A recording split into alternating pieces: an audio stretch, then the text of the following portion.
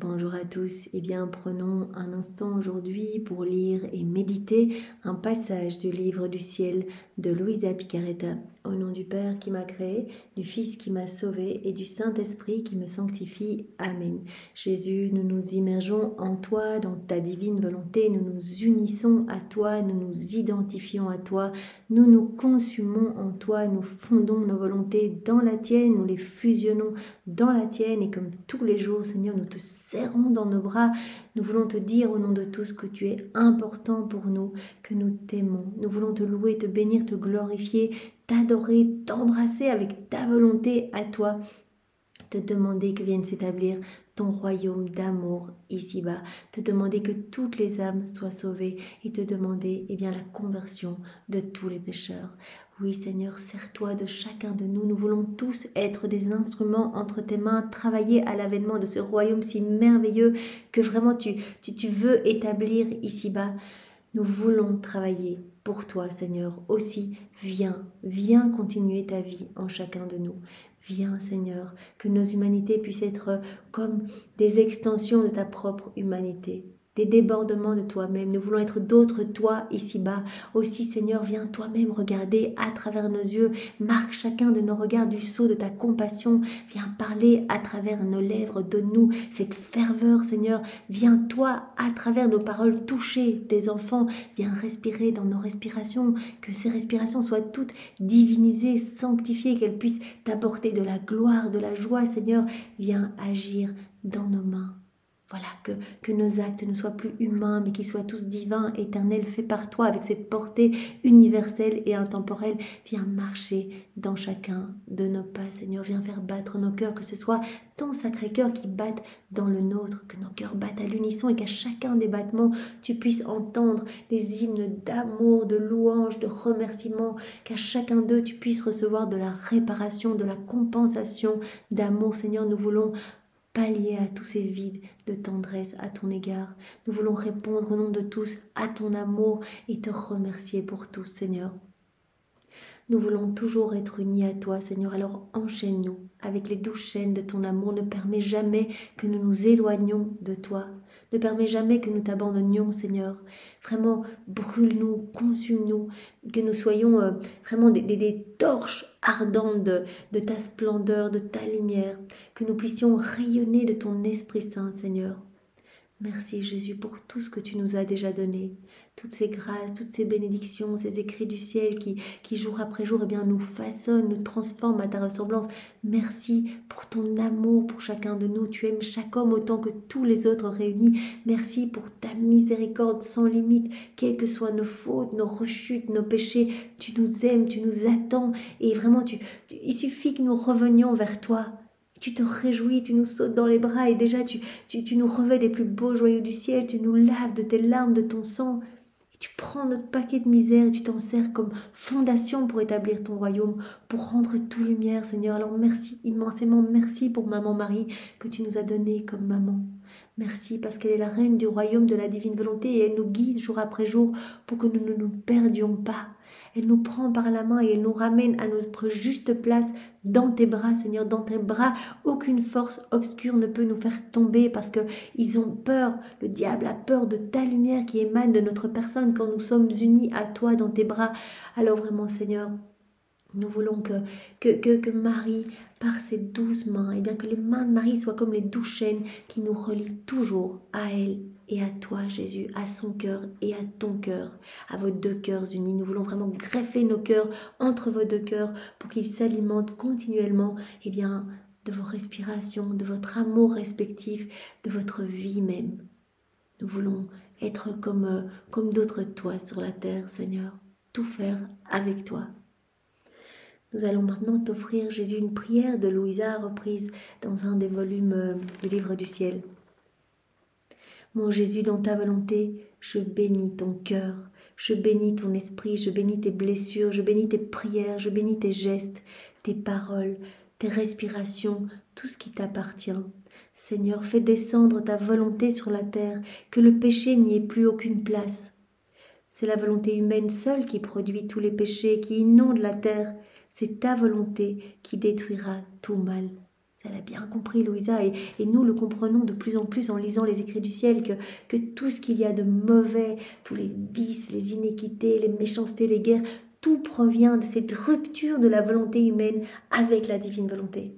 L'homme dans la divine volonté est beau, sa nature est belle, resplendissante, on devient vraiment rempli de tous les attributs divins, on devient vraiment des sources d'amour dans la divine volonté. Il n'y a pas la place pour les mots. Les mots s'évanouissent, les passions s'estompent, etc. Jésus nous purifie en profondeur.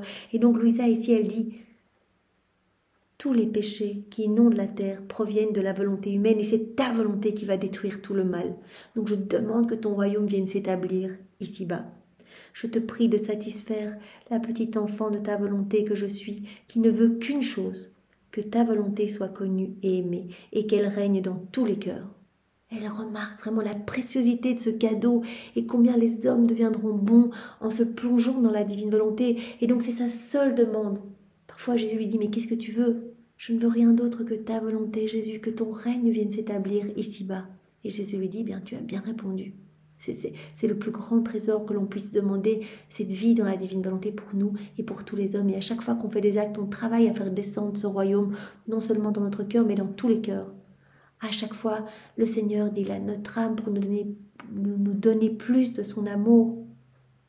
Et il touche des cœurs à travers chacun de nos petits actes. Les âmes sont touchées, reçoivent des grâces, reçoivent des grâces de repentir, de conversion, de sanctification, des charismes, etc. Les disposant à accueillir ce don de la vie dans la divine volonté. Même des âmes du passé qui ont reçu la grâce de la sainteté, la grâce du détachement, la grâce de pouvoir mourir martyr, etc. Toutes ces grâces ont été octroyées parce qu'aujourd'hui nous faisons des actes dans la divine volonté. Tout, nous dit Jésus, passe par le truchement des âmes vivant dans la divine volonté. Tous les cadeaux, toutes les grâces octroyées, les âmes qui ont vu la Vierge Marie, etc., c'est parce qu'aujourd'hui, nous méditons dans la divine volonté, ou que nous l'avons fait hier, ou que nous le ferons demain, ou que des âmes ont fait des actes, ou peut-être même les actes d'Adam, qui continuent à produire des bienfaits bénéfiques pour toutes les âmes. Donc, c'est vraiment magnifique. Et ces actes que l'on va faire en union avec Jésus, comme vraiment ce que nous faisons, eh bien, ce sont des actes qui ne s'arrêteront jamais, donc qui produiront toujours des bienfaits pour tous les cœurs, même du passé et du futur, même des âmes qu'on ne connaîtra jamais, etc. Donc c'est tellement beau, on est vraiment, comme le dit Jésus, les plus grands missionnaires qui soient, quand on se plonge dans la divine volonté, qu'on s'unit à Jésus. Il n'y a pas de limite d'espace. Il y a des âmes même en Chine qui maintenant entendent parler de la divine volonté, ou vraiment une petite âme qui va être foudroyée en passant peut-être devant une petite chapelle et qui va y rentrer, et qui va recevoir une grâce de conversion, ou que sais-je. Il pleut des grâces par torrent, par tous ces actes faits en union avec Jésus, parce que c'est Jésus qui agit en nous, et donc nos actes ne sont plus humains, mais deviennent des actes divins, faits par Dieu en nous. Jésus maintenant dispose chacun de nous pour que nous puissions comprendre ce que tu vas nous donner. Tu nous as dit dans le passage précédent combien chaque vérité était un trésor, le plus grand don que tu pouvais faire, un trésor nous liant davantage à toi et nous donnons cette soif de recevoir ce cadeau, nous donnons cette soif de t'appeler dans toutes nos actions. Nous poussons continuellement à nous plonger dans ton divin vouloir. Donc vraiment, chaque vérité est un énorme cadeau, une vie divine qui fait grandir, qui alimente la vie du divin vouloir, de la divine volonté dans notre âme. Donc c'est tellement magnifique. Alors Seigneur, dispose-nous que nous ne passions pas à côté de ce nouveau trésor que tu nous donnes aujourd'hui, mais que nous puissions l'accueillir avec ta sagesse et ta compréhension à toi. Alors enveloppe-nous de ta lumière, Seigneur. D'ailleurs, tu l'as dit, il suffit que l'âme se plonge dans mes écrits du ciel et se dispose à accueillir pour que directement je l'enveloppe de ma lumière et que je déverse tout ce qu'il y a dans mon cœur, dans son cœur. Je lui donne mon cœur pour que rien ne se perde et qu'elle puisse vraiment être façonnée par tous ces mots bénis qui sont les miens. Alors merci Seigneur, garde-moi toujours unie à toi Jésus, que je ne dévie pas de ce que tu veux nous donner, Seigneur. Invoquons l'Esprit Saint. Viens, Esprit Saint, viens, par la puissante intercession du cœur immaculé de Marie, ton épouse bien-aimée. Viens, Esprit Saint, viens, par la puissante intercession du cœur immaculé de Marie, ton épouse bien-aimée. Viens, Esprit Saint, nous t'attendons, viens nous visiter maintenant. Viens saisir chacun de nous, viens nous embraser, Esprit Saint, viens, par la puissante intercession du cœur immaculé de Marie, ton épouse bien-aimée. Et voilà, Jésus, c'est toi qui vas parler à travers ma bouche. C'est toi qui vas écouter à travers nos oreilles. Viens, divine volonté, respirer dans nos respirations. Viens faire battre nos cœurs. Viens circuler dans notre sang. Viens faire bouger nos organes, les faire fonctionner, etc. Viens, divine volonté, tout faire en chacun de nous comme en Jésus dans sa divine humanité. Merci, voilà, que ce moment soit un moment magnifique. Jésus qui t'apporte une gloire parfaite, un amour parfait. Au nom de tous. Alors le passage que nous allons voir ensemble est celui du 10 août 1931. Nous sommes donc dans le volume 29 et c'est notre sœur Louisa qui parle. Mon abandon dans la divine volonté continue. Je sens sa force enchanteresse qui s'impose doucement sur moi, mais sans me forcer, car il n'aime pas les choses forcées. Donc elle sent cette vie divine en elle. Voilà, au plus on avance dans la divine volonté, au plus on sent, c'est normal, on alimente de plus en plus cette vie de la divine volonté en nous. Donc on va sentir cette force irrésistible en nous, cette paix profonde s'installer. On va ressentir l'ordre, l'harmonie, tout va bien se mettre en nous. On va sentir nos passions s'estomper, disparaître, etc. Donc elle ressent cette force en elle. Elle dit, je ne suis pas forcée. Il n'y a pas de contrainte. Jésus n'aime pas ce qui est forcé. Il nous l'a déjà dit dans d'autres passages. J'aime ce qui est spontané. J'aime quand la créature me donne son oui spontanément. Elle a le choix. Donc elle peut dire, Jésus, j'agis dans ma volonté propre. Ou Jésus, je t'invite. Je crucifie ma volonté humaine au profit de ta divine volonté. Voilà, je crucifie ce désir peut-être d'aller me perdre dans les choses du monde au profit de ta sainte volonté, pour que ce soit toi qui agisses en moi, Seigneur. Je veux vraiment te donner mes mains, je veux te donner ce moment, je veux te prêter cet acte pour que tu l'investisses complètement. Donc Jésus ne veut rien de forcer, il aime qu'on lui offre spontanément. Sans me forcer, car il n'aime pas les choses forcées, mais elles ne sont pas pour lui les choses forcées. Ce sont des choses qui ne lui appartiennent pas. C'est pourquoi il veille à ce que tous mes actes reçoivent la vie de la divine volonté et puissent devenir comme ses propres actes. Et il me semble que chacun des actes accomplis dans son adorable volonté est une victoire qu'il remporte sur la petitesse de ma volonté. Voilà. Une victoire, comme une conquête en fait. Conquête de la divine volonté, une victoire de la divine volonté sur notre petite volonté humaine. Chaque acte où on donne notre oui, on donne cette autorisation à Jésus de faire cet acte en nous, on laisse la divine volonté agir, opérer à partir de notre humanité, c'est une victoire de la divine volonté sur notre volonté humaine. Et donc, nous savons bien qu'à chaque petite victoire, cette vie de l'amour grandit en nous, les attributs divins, les qualités divines vont grandir en nous, on va devenir de plus en plus comme Jésus, on grandit vraiment dans cette ressemblance avec notre Créateur. Et je me disais que la nature humaine est laide sans la divine volonté. Et mon doux Jésus me dit, ma fille, la nature humaine qui vit sans ma volonté est laide. Oui, elle est laide. Parce qu'elle a été créée par l'être suprême pour vivre unie avec le divin fiat. Comme on l'avait vu dans le passage précédent, tout a été déposé de la création de l'homme. Dans l'homme, en fait, il a reçu une volonté humaine pour qu'elle reste toujours connectée à la divine volonté. Il a reçu sa vie humaine qui devait servir de résidence à la vie divine. Donc l'homme a été appelé à rester uni à son Créateur. On a été tous créés pour être connectés avec Dieu, pour laisser Dieu vivre en nous, pour que cette vie divine soit pleine en nous, qu'on soit rempli de Dieu. Adam, il avait la divine science, la divine connaissance, la divine volonté, il avait absolument tout, il était heureux dans cette réciprocité d'amour. Donc bien sûr que quand on va se déconnecter de la divine volonté, notre nature humaine va être laide, on va comme la dépouiller de tout ce qu'il y a de beau, de tout ce qu'il y a de lumineux. Voilà, la nature humaine qui vit sans ma volonté est laide parce qu'elle a été créée, elle a été voulue par Dieu, par l'être suprême pour vivre unie avec la divine volonté, avec le divin fiat. Si bien qu'en vivant sans lui, sans le divin fiat, un mouvement survient dans la nature humaine. Dans ce mouvement, l'ordre, la force, l'amour, la lumière, la sainteté, la raison elle-même est ôtée. L'homme qui va vivre dans sa volonté propre, c'est comme s'il allait se dépouiller de l'ordre, de l'amour, de la lumière. En fait, il va ensevelir toutes ces qualités divines, toutes ces semences de lumière, tout ce qu'il y avait de beau, en fait. tout ce qui a été mis par Dieu en lui pour que l'homme reste toujours connecté à Dieu. Il va même déconnecter les 3 puissances qu'il a reçues, les 3 puissances de l'âme qui devaient rester connectées tout le temps à la Trinité. Rappelons-nous, on a reçu notre volonté humaine pour qu'elle reste toujours connectée à la puissance, à la volonté du Père, à la divine volonté. On a reçu notre intelligence pour qu'elle reste toujours connectée à la sagesse de Jésus. On a reçu notre mémoire pour qu'elle reste toujours vraiment... connecté à l'amour de l'Esprit Saint, qu'on puisse se rappeler de cet amour à chaque instant. Donc on a tout reçu, nos 5 sens, etc., pour être connecté à la Trinité. Donc on est appelé à être connecté à la Trinité, on est appelé à être vraiment des résidences pour cette vie divine en nous. Donc quand on se déconnecte de Dieu, eh bien, on coupe tous les liens de communication, on obstrue tous les canaux de communication avec la Trinité. Alors on déconnecte nos 3 puissances de l'âme avec la Trinité.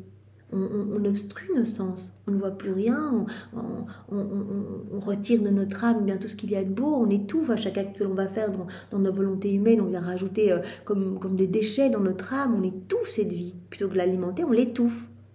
Et comme un corps sans vie, eh bien, se putréfie, une âme sans vie, sans mauvais, tout y est désordre. Sans Dieu, tout y est désordre. Si l'homme chasse Dieu, se déconnecte de Dieu, on le sait, la divine volonté est dans son cœur, sinon l'homme ne serait pas en vie, puisque la divine volonté lui donne le battement de cœur, les battements de cils, le mouvement, l'être, etc.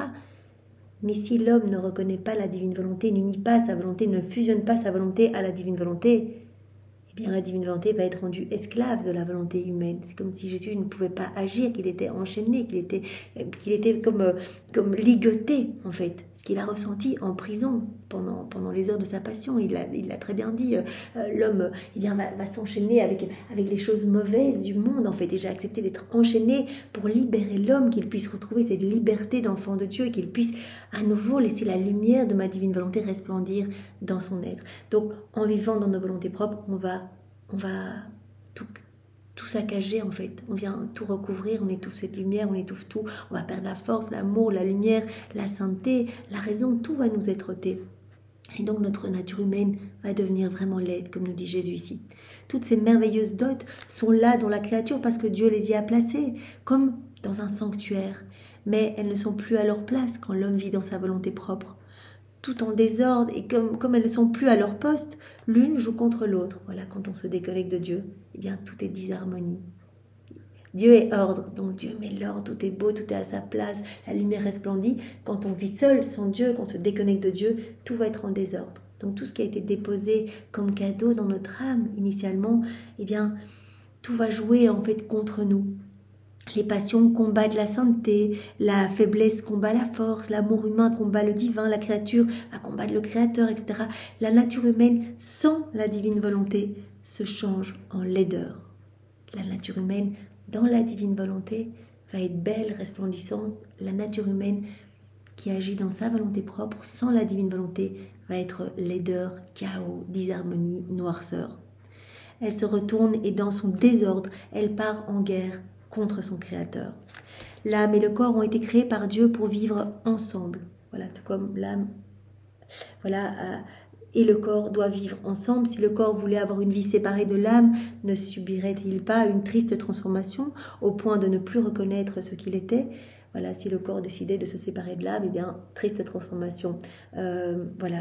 Dieu veut que le corps et l'âme restent ensemble. Dans la création de l'homme, notre divinité a fait participer notre infinie sagesse, celle d'un artisan expert qui possède toute la science et tout l'art de créer, et qui voit dans son omniscience que pour que cet homme puisse être notre honneur et digne de l'œuvre de nos mains créatrices, de notre gloire et de la sienne aussi, il doit être formé d'un corps et d'une âme et chargé de notre volonté comme vie première de l'âme et du corps. Voilà, comme... notre divin potier, notre divin, comme Jésus utilise ici. Je ne retrouve plus le mot, etc. Voilà. Donc, dans cette infinie sagesse, eh bien, Dieu a créé l'homme, lui a tout donné, et il a voulu que l'homme ait la divine volonté comme vie première de son âme et de son corps. Que la divine volonté soit la vie de tous ses mouvements, de tous ses actes, de tous ses regards, de toutes ses paroles. De sorte que si ce qui est l'âme pour le corps Notre volonté devait l'être pour l'un et pour l'autre. Voilà l'âme qui donne vie au corps. Eh bien, Jésus dit, nous avons pensé dans la création de l'homme que la divine volonté, eh bien, devait être la vie du corps et de l'âme. C'est la divine volonté qui devait tout régir. C'est pourquoi la créature a été créée et a eu son commencement, corps, âme, volonté humaine et volonté divine, tous ensemble, qui devaient avoir une vie en commun, dans le plus grand accord. Voilà, comme on l'a vu dans le passage précédent, tout a été donné à l'homme, l'homme recevant cette vie humaine, servant de résidence à la vie divine, recevant une volonté humaine, devant toujours être consumée, fusionnée dans la divine volonté comme vie de son âme et de son corps. Notre volonté qui avait la primauté devait se faire nourricière, devait se faire conservatrice et dominatrice de la créature. En conséquence, si la nature humaine sans notre divine volonté est laide, unie à notre volonté, elle est d'une rare et enchanteresse beauté. Oui, comme sortie des mains de Dieu, rare et enchanteresse beauté, la nature humaine unie à Dieu, vraiment laissant la divine volonté comme vie en fait de tous ces mouvements, de tout. À ce moment-là, la nature humaine est superbe, est magnifique, devient comme un écho de Dieu, resplendit de tous les attributs divins de Dieu, de toutes les qualités divines. Dans sa création, nous avons placé le germe et la semence de lumière, et mieux qu'une tendre mère, notre Fiat étendit ses ailes par-dessus cette semence, il la caresse, il lui donne son souffle l'embrasse, la nourrit, la fait grandir et lui communique avec sa chaleur et sa lumière toutes les diversités de beauté divine. Et la nature humaine qui reçoit cette participation est sous l'impétueuse et continuelle influence d'une force, d'une sainteté, d'un amour tout divin, et elle grandit pour devenir belle, aimable et admirable aux yeux de tous. Voilà, Jésus nous dit, eh bien, la nature humaine, dans une volonté humaine, déconnectée de Dieu, déconnectée de la divine volonté, est vraiment laide parce que elle va perdre en fait toute cette lumière, elle va tout étouffer en elle, tout va être chaos, etc. Mais la nature humaine, connectée à la divine volonté est bien comme vie, en fait, comme nourricière, comme dominatrice dans la créature. La divine volonté, comme vie première de l'âme et du corps, rend la nature humaine superbe, belle. Voilà, toute la lumière qui a été déposée dans l'âme de l'homme va être à ce moment-là, dans la divine volonté, eh bien, nourrie. Et l'homme va se retrouver eh bien, sous cette douche continuelle de sainteté, d'amour, de cadeaux, de grâce, de bénédiction. L'âme va grandir pour devenir belle, aimable et admirable aux yeux de tous. Ainsi, la nature humaine, comme elle fut créée par nous, n'est pas laide au départ. Sortie des mains de Dieu, la nature humaine, vraiment unie à la divine volonté, est belle. Elle est vraiment belle, sortie des mains de Dieu. Dieu ne peut pas faire quelque chose de laid ou de raté, ou voilà. La nature humaine, comme elle fut créée par nous, n'est pas laide, mais belle. Voilà, nous ne savons d'ailleurs pas faire de choses laides, mais elle peut se rendre laide elle-même en ne demeurant pas dans les voies pour lesquelles elle a été créée et voulue par nous. Quand on sort du plan de Dieu, à ce moment-là, la nature humaine devient laide, remplie de vices, de maux, d'iniquité, de méchanceté, etc. Donc c'est seulement en quittant les plans de Dieu que la nature humaine se dégrade complètement et perd l'ordre, l'harmonie, la beauté, la splendeur initialement prévue par Dieu. Tu vois par conséquent combien il est nécessaire que les créatures fassent notre volonté et vivent dans notre volonté afin qu'elles entrent dans le premier acte de sa création. Car si cela est détruit, la créature en reste défigurée et sans vie véritable. Il est nécessaire que tous les hommes se replongent dans la divine volonté, acceptent ce cadeau pour vraiment revenir à cette place voulue par Dieu. Et vraiment que la nature humaine redevienne belle, redevienne sainte, redevienne pure, redevienne lumineuse. Toutes les choses ont été créées isolées et tout le bien consiste à se conserver comme elles furent créées par Dieu. Voilà, comme les éléments de la création qui restent beaux, qui restent, qui sont renouvelés continuellement, toujours dans ce même acte de création. Voilà, tout est là.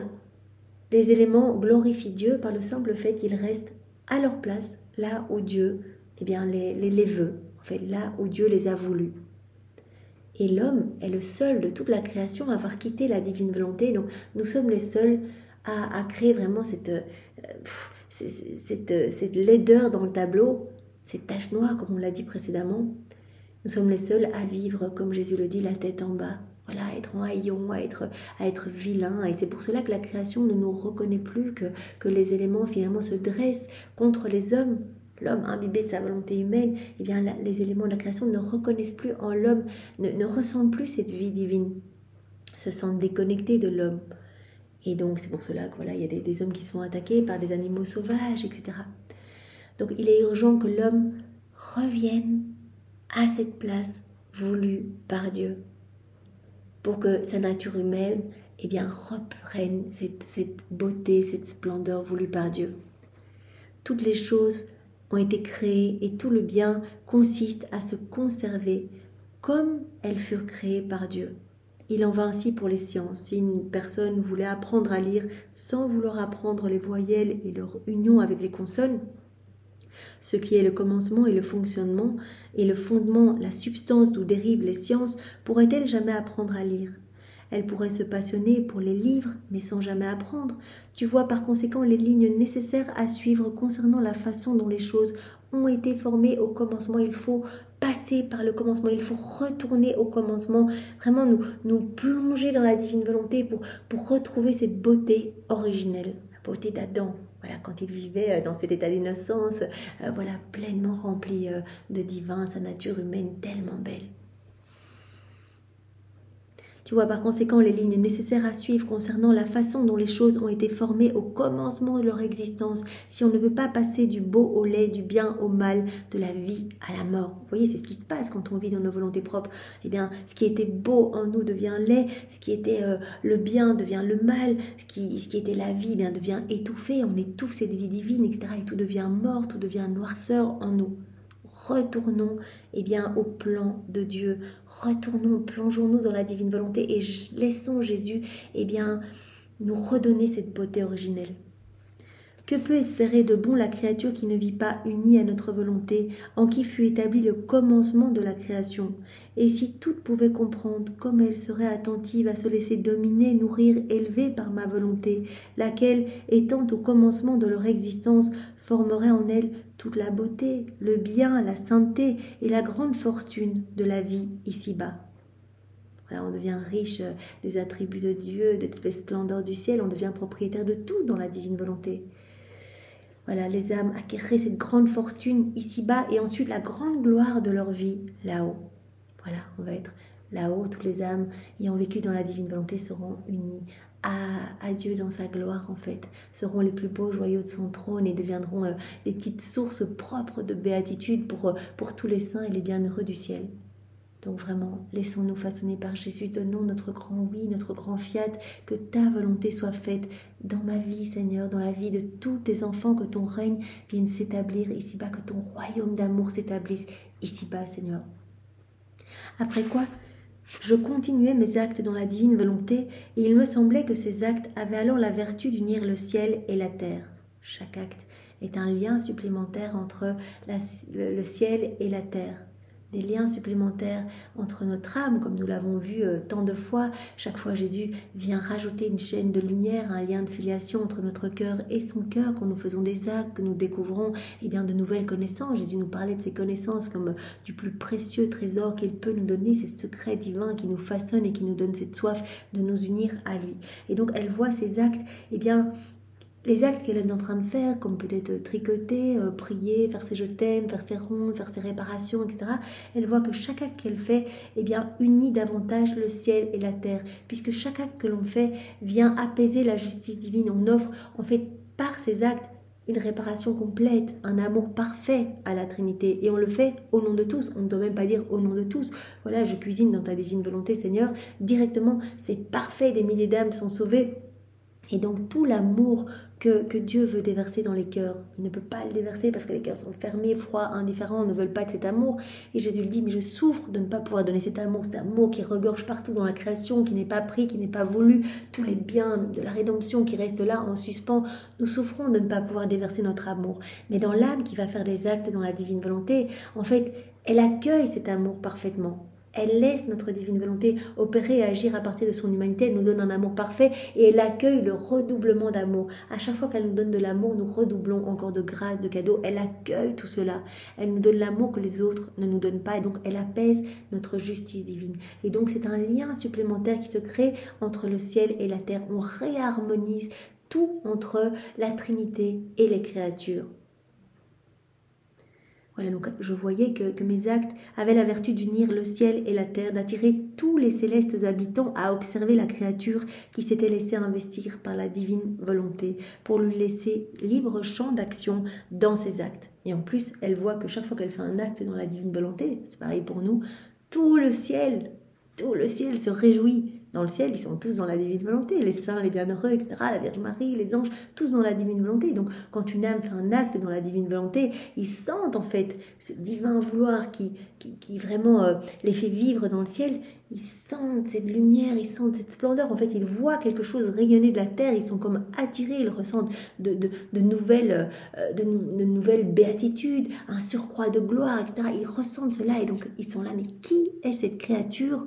De qui émane toute cette lumière, là, cette créature qui est en train de cuisiner dans la divine volonté, qui est en train de balayer. Ils sentent cette force et donc tout le ciel est attiré et tout le ciel se déverse dans l'acte qui est fait.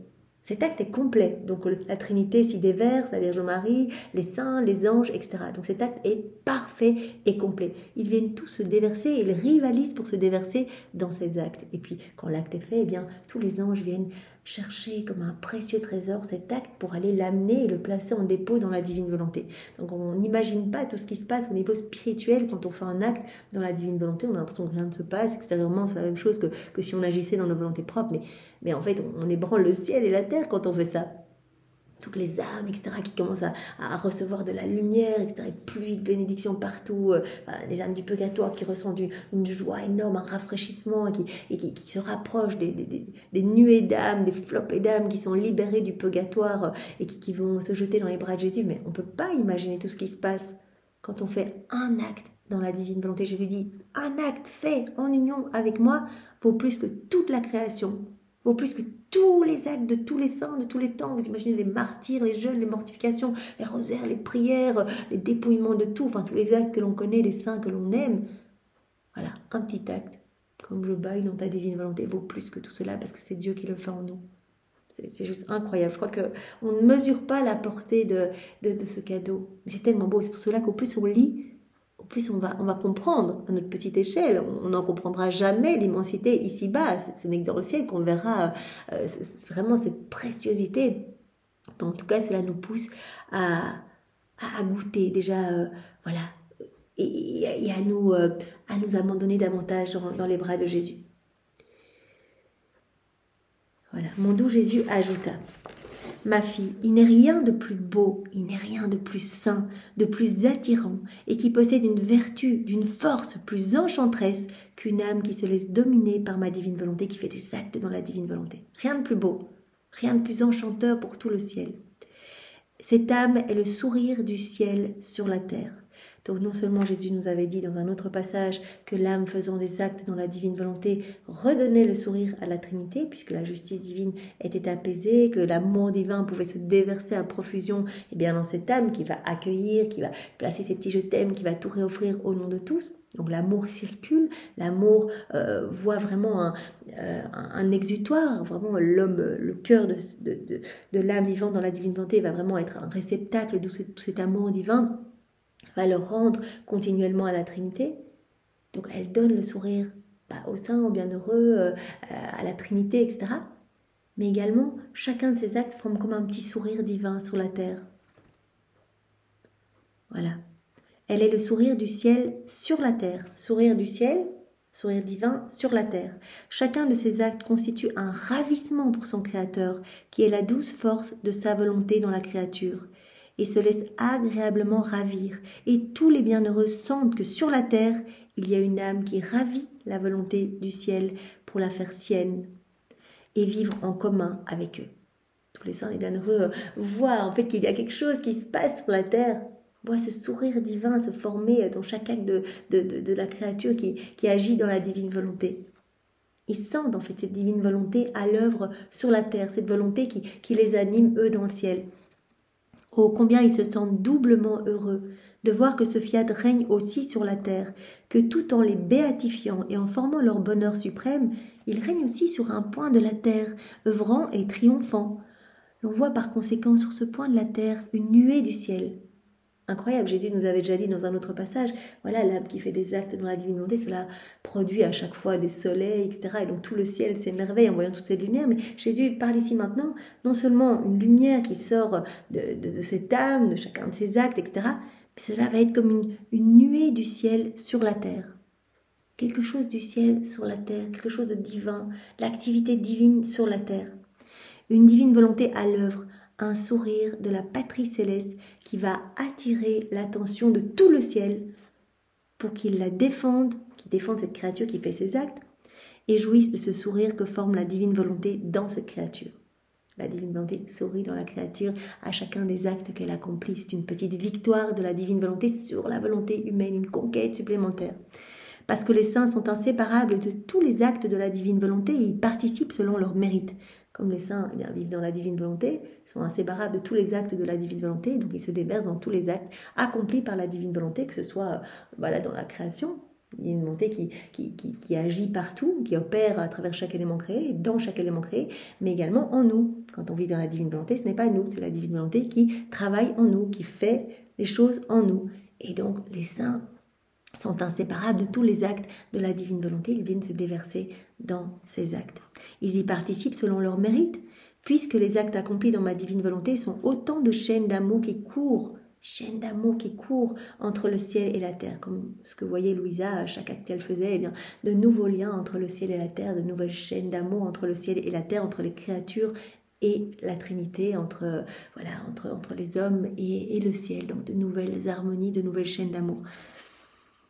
Et qu'il les aime toutes sans exception, et comme la créature les aime toutes, elle est pour tout le monde la bienvenue. Donc la créature va vraiment être, la créature vivant dans la divine volonté va être la chérie de toute la patrie céleste en fait. Tous les saints, les bienheureux, se réjouissent, épient chacun des mouvements de cette âme, etc. Donc même si peut-être on est seul chez nous, on a l'impression que rien ne se passe, Louisa... Cela peut vraiment nous éclairer. Elle était seule dans son lit, elle voyait personne. Jésus a même dit, j'ai autorisé cela dans ta vie pour vraiment t'isoler, pouvoir te former, te travailler, etc. J'ai autorisé que tu sois comme une morte vivante, une enterrée vivante. J'ai jamais vu pendant 40 ans la lumière du soleil. On l'a vu il y a quelques semaines, quelques mois, qu'elle était sortie pour la première fois dehors dans cette nouvelle maison où elle était accueillie, la maison de la divine volonté. Donc vraiment une enterrée vivante. Donc, a fortiori... nous, si on se sent, a priori, je veux dire, si on se sent seul, peut-être chez nous, etc., peut-être qu'on ne voit personne, Jésus dit, toute la cour céleste se réjouit à chacun de tes actes, vient se déverser en toi, ils épient chacun de tes mouvements, les anges, la Vierge Marie, ils répètent tous tes paroles, tes prières. C'est pour cela que quand on médite, par exemple, les 24 heures de la Passion, c'est incroyable. Jésus dit, il ne faut pas le faire de manière distraite ou juste comme une lecture. Vous avez tout le ciel avec vous qui répète mot pour mot ce que vous dites parce que vous faites des réparations divines, vous le faites dans la divine volonté, unie à moi, je remets en mouvement toutes ces heures de ma passion, je redistribue tous les fruits y attachés. Donc c'est juste extraordinaire, on n'est jamais seul, on est entouré de milliards de saints, tous les anges, etc. Et vraiment, pourquoi? Parce que c'est Jésus qui agit en nous, c'est sa divine volonté qui opère. Et donc, il y a vraiment cette activité divine en nous qui attire tout le ciel. Par conséquent, ma fille, sois attentive, vole, cours toujours dans mon divin vouloir, afin de former le sourire du ciel sur la terre. Former le sourire du ciel sur la terre en faisant nos actes dans la divine volonté. Ce petit sourire qui va être redonné à la Trinité, mais aussi on va former ce sourire du ciel, ici, sur la terre, à chacun de nos actes. Il est beau de voir le sourire du ciel, mais comme le bonheur et le sourire sont ses propriétés, la terre est rendue plus belle, plus attirante, parce que le sourire céleste que ma divine volonté forme dans la créature n'est pas sa propriété. Voilà, dans le ciel, il y a ces sourires partout, tous les saints, les bienheureux sont dans la divine volonté, donc c'est quelque chose d'acquis. Mais une créature qui a le choix de vivre ou non dans la divine volonté, eh bien, c'est une conquête, c'est une joie, c'est une victoire de la divine volonté. Voilà, quand ce sourire se forme, ce sourire céleste, ce sourire divin se forme dans les actes de la créature, dans cette créature qui s'abandonne dans la divine volonté. C'est tellement beau, bien Seigneur, nous nous abandonnons et nous voulons vraiment que tu nous remplisses de toi et que chacun de nos actes forme voilà, ces petits sourires qui t'amèneront de la joie, qui amèneront de la joie à tout le ciel, en fait, à toute la cour céleste. Merci Jésus, avec tes propres remerciements, au nom de tous, au nom du Père et du Fils et du Saint-Esprit. Amen. Et demain, eh bien, je vous retrouverai cette petite prière de Louisa où vraiment, voilà, elle explique que Maman Marie et les saints, voilà, en voyant Louisa faire ses actes, eh bien, voilà, disaient quelqu'un de notre famille est en train de faire quelque chose, vite accourons. Donc on devient vraiment, voilà, partie intégrante de toute cette vie du ciel en fait. Nous vivons déjà ici sur la terre la vie du ciel.